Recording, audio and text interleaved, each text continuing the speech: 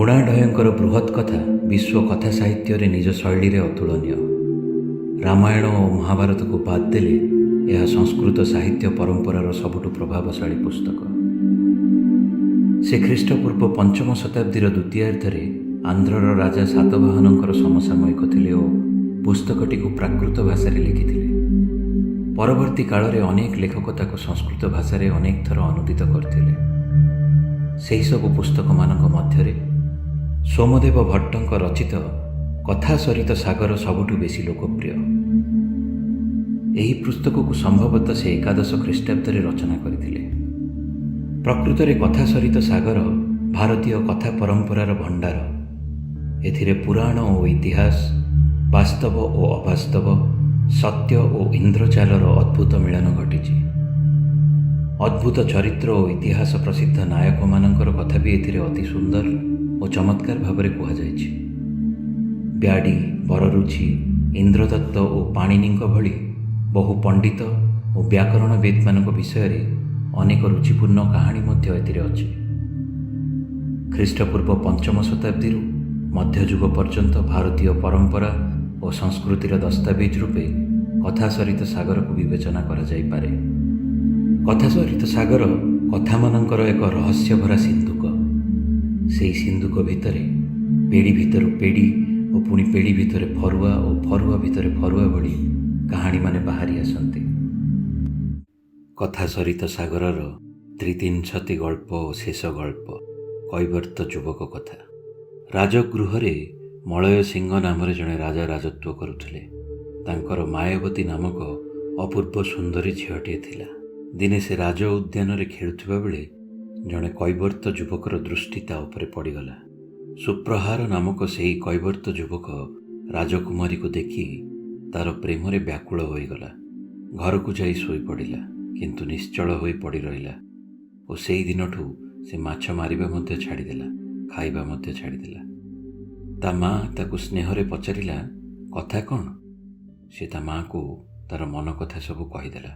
ତା ମା ନାଁ ଥିଲା ରଚନିକା। ରଚନିକା ତା ପୁଅକୁ କହିଲା, ପୁଅ, ତୁ ଚିନ୍ତା କରନା, ମୁଁ ତୋର କାମ କରିଦେବି। ତୁ ନିଶ୍ଚିନ୍ତ ହୋଇ ଖାଇନେ। ମୁଁ ରାଜକୁମାରୀ ସହିତ ତୋର ଭେଟ କରାଇବା ପାଇଁ ବାହାରିଲି। ମା କଥା ମାନି ସୁପ୍ରହାର ଅନ୍ନ ଭକ୍ଷଣ କଲା। ତାପରେ ରଚନିକା ଗୋଟେ ଟୋକେଇରେ ଭଲ ଭଲ ମାଛ ଭର୍ତ୍ତି କରି ରାଜପ୍ରାସାଦରେ ପହଞ୍ଚିଲା। ରାଣୀ ଅନ୍ତପୁରର ଦ୍ୱାର ପାଖରେ ପହଞ୍ଚି ସେ ଜଗୁଆଳୀମାନଙ୍କୁ କହିଲା, ମୁଁ ରାଜକୁମାରୀଙ୍କ ପାଇଁ କିଛି ଉପହାର ଆଣିଛି, ତାଙ୍କୁ ହିଁ କେବଳ ଦେବି। ଜଗୁଆଳୀମାନେ ତାକୁ ରାଜକୁମାରୀଙ୍କ ପାଖରେ ପହଞ୍ଚାଇ ଦେଲେ। ରଚନିକା ରାଜକୁମାରୀଙ୍କୁ ମାଛ ଦେଲା ଓ କିଛି ସମୟ ଧରି ତାକୁ ମିଠା ମିଠା କଥା କହିଲା। ତାପରେ ସେ ପ୍ରତିଦିନ ରାଜକୁମାରୀଙ୍କୁ ଭେଟିବାକୁ ଗଲା ଓ ଭଲ ଭଲ ମାଛ ରାଜକୁମାରୀଙ୍କୁ ଉପହାର ଦେବାରେ ଲାଗିଲା। ଦିନେ ସେ ଓର ଉଣ୍ଡି ରାଜକୁମାରୀଙ୍କୁ କହିଲା, ଜେମା, ମୁଁ ତମକୁ ଏକାନ୍ତରେ କିଛି କହିବା ପାଇଁ ଚାହୁଁଛି। ରଚନିକାର କଥା ଶୁଣି ରାଜକୁମାରୀ ତାର ଦାସୀ ଓ ସାଥୀମାନଙ୍କୁ ବାହାରକୁ ପଠାଇଦେଲା। ତାପରେ ରଚନିକା ରାଜକୁମାରୀଙ୍କୁ କହିଲା, ଜେମା, ମୋ ପୁଅ ଥରେ ତମକୁ ବଗିଚାରେ ବୁଲିଲା ବେଳେ ଦେଖିଥିଲା। ସେହି ଦିନଠୁ ସେ ତମ ବିନା ବ୍ୟାକୁଳ। ଥରେ ତମେ ତାକୁ ଦେଖି ଛୁଇଁଦେଲେ ସେ ବଞ୍ଚିବ, ନହେଲେ ସେ ଜୀବନ ହରାଇଦେବ। ରଚନିକା କଥା ଶୁଣି ରାଜକୁମାରୀ ଲାଜେଇଗଲା ଓ ପୁଣି ଚିନ୍ତାରେ ପଡ଼ିଗଲା। ରଚନିକା ପୁଣି ତାକୁ ମିନତି କରିବାକୁ ଲାଗିଲା। ରାଜକୁମାରୀ ତାକୁ କହିଲା, ଠିକ୍ ଅଛି, ରାତିରେ ତମ ପୁଅକୁ ଗୋପନରେ ମୋ ଘରକୁ ପଠାଇ ଦିଅ, ଯେମିତି ଏ କଥା କାହାରି କାନକୁ ନ ଯାଏ। ରଚନିକା ଖୁସି ହୋଇ ନିଜ ଘରକୁ ଫେରିଲା। ରାତି ହେବାରୁ ସେ ପୁଅକୁ ଭଲ ଭାବେ ସଜାଇ ଗୋପନରେ ରାଣୀ ଅନ୍ତପୁରକୁ ନେଇ ଆସିଲା। ରାଜକୁମାରୀ ମଧ୍ୟ ସେହି କୈବର୍ତ୍ତ ଯୁବକର ସରଳ ଓ ସହଜ ଅନୁରାଗ ଦେଖି ଆନନ୍ଦିତ ହେଲା। ଦୁହେଁ କିଛି ସମୟ ଧରି ଆଳାପ କଲେ। ତାପରେ ରାଜକୁମାରୀ ସ୍ନେହରେ ସୁପ୍ରହାରର ପିଠି ଥାପୁଡ଼ାଇ ତାକୁ କହିଲା, ତମେ ସେହି ଘରକୁ ଯାଅ। ସମସ୍ତେ ଶୋଇଗଲା ପରେ ମୁଁ ତମକୁ ପଛ କବାଟ ବାଟେ ବାହାରକୁ ପଠାଇଦେବି। ସୁପ୍ରହାର ସେହି ସେଜ ଉପରେ ଶୋଇପଡ଼ିଲା। ରାଜକୁମାରୀ କିଛି ସମୟ ଧରି ମୁଗ୍ଧ ହୋଇ ତାର ସେହି ପ୍ରେମିକକୁ ଚାହିଁ ରହିଲା। ତାପରେ କାଳେ କେହି ସେ ସଖୀ ତାର ଜାଣିପାରିବେ ଭାବି ସେ ଘରକୁ ବାହାରୁ ବନ୍ଦ କରିଦେଲା ଓ ପୁଣି ଯାଇ ସଖୀମାନଙ୍କର ଗହଣରେ ବସି ପଡ଼ିଲା।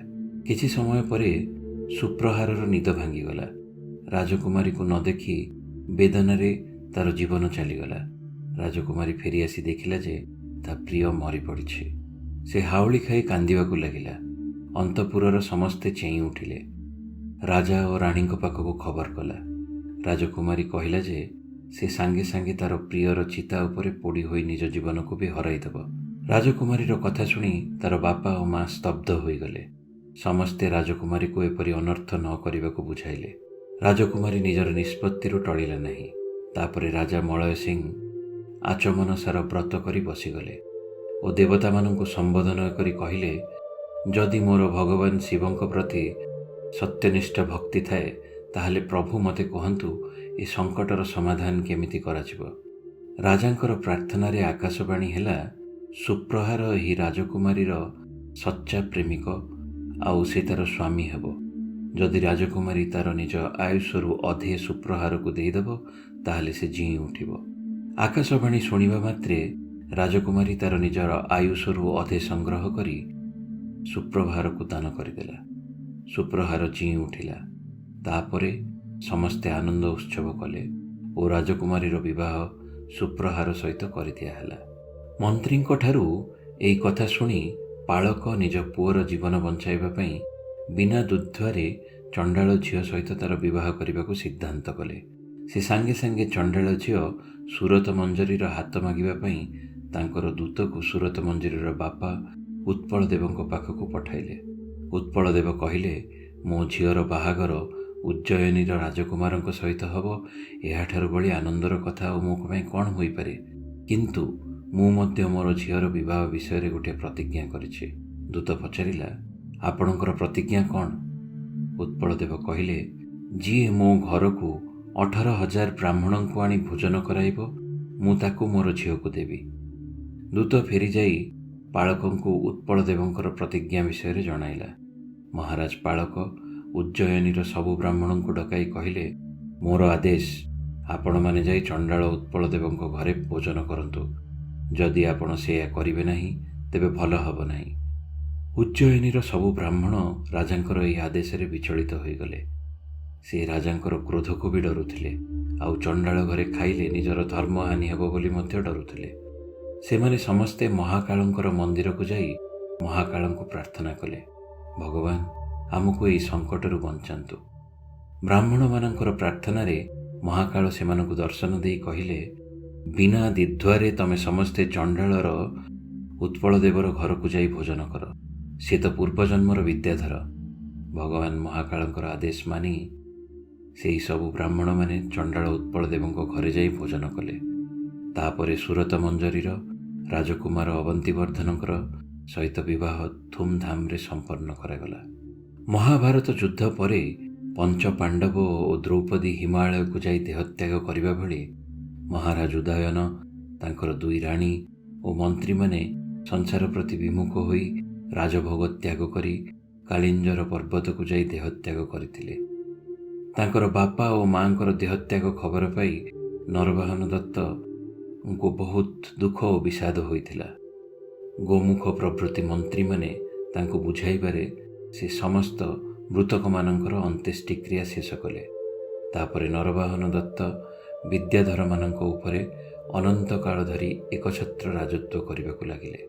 ସେହି ନରବାହନ ଦତ୍ତଙ୍କୁ ନେଇ ରଚିତ ଏହି ବୃହତ୍ କଥାକୁ ଗୁଣାଢୟ ଲେଖିଲେ। ଏହି ବୃହତ୍ କଥାକୁ ଶୁଣି କାଣଭୂତି ରୂପରେ ବିନ୍ଧ୍ୟ ବଣରେ ରହୁଥିବା ସୁପ୍ରତୀକ ନାମକ ସାପଗ୍ରସ୍ତ ଯକ୍ଷ ସାପରୁ ମୁକ୍ତ ହେଲେ। ବରରୁଚି ହୋଇଥିବା ଶିବଙ୍କର ସେବକ ପୁଷ୍ପଦନ୍ତ ମଧ୍ୟ କାଣଭୂତିଙ୍କୁ ଏହି କଥା ଶୁଣାଇ ଶିବଲୋକକୁ ଯାତ୍ରା କଲା। ପୁଣି କାଣଭୂତିଙ୍କ ଠାରୁ ଏହି କଥା ଶୁଣିଥିବା ଗୁଣାଢୟ ରୂପଧାରୀ ମାଲ୍ୟବାନ ଏହି କଥାକୁ ପୃଥିବୀରେ ପ୍ରସିଦ୍ଧ କରିଦେଲେ। ବାସ୍ତବରେ ଏହି ବୃହତ୍ କଥା ଶିବ ପାର୍ବତୀଙ୍କର ପ୍ରଣୟ ରୂପୀ ମନ୍ଦିରକୁ ମନ୍ଥନ ଦ୍ୱାରା ଉତ୍ପନ୍ନ ହୋଇଥିବା ଅମୃତ।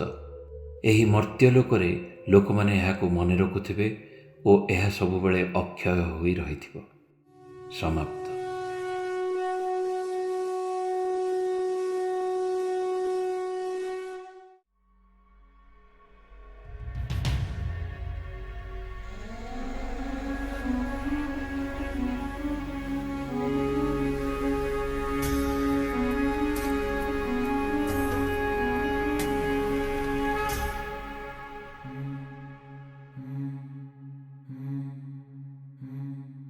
नमामीशु ईशान निर्वाणरूपं विभुं व्यापकं ब्रह्मवेदस्वरूपम्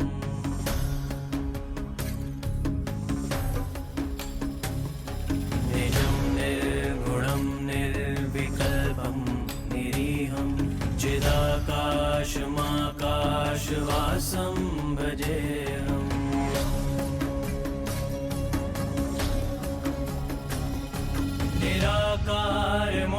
निराकारमोङ्कारमूलं तुरीयं गिराज्ञानगोतीतमीशं गिरीशम्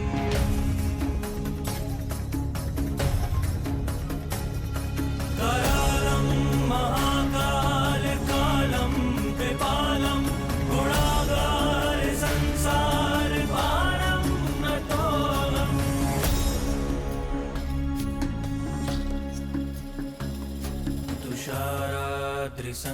तुषाराद्रिसङ्काशगौरं गभीरं मनोभूतकोटिप्रभाश्री शरीरम्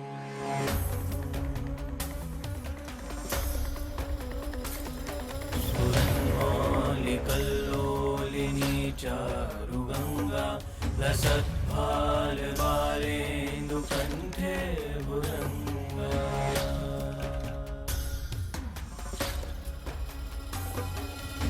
जलत्कुण्डलं भ्रूसुनेत्रं विशालं प्रसन्नाननं नीलकण्ठं दयालम्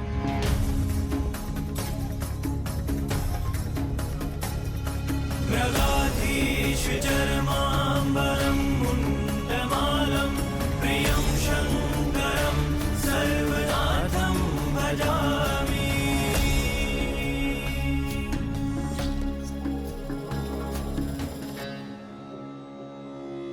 प्रचण्डं प्रकष्टं प्रगल्भं परेशम् अखण्डम् अजं भानुकोटिप्रकाशम्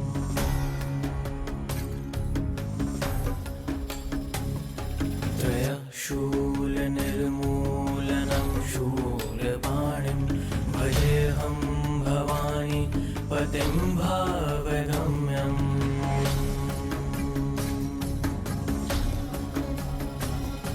कलातीत कल्याणकल्पान्धकारी सदा सज्जनानन्ददाता पुरारी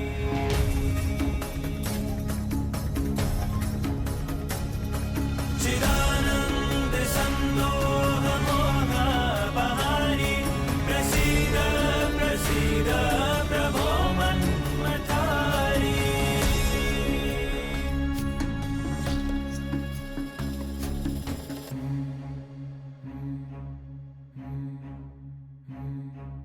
शम्भो शम्भो शम्भो शम्भो शम्भो शम्भो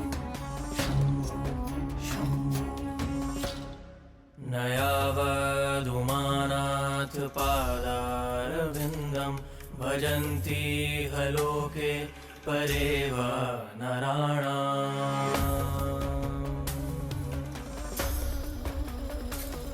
न तावत् सुखं शान्ति सन्तापनाशं प्रसीद प्रभो सर्वभूताधिवासम्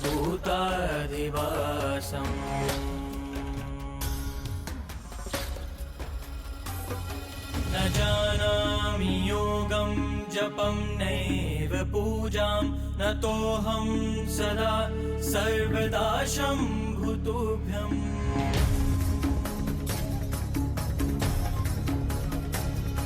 जरा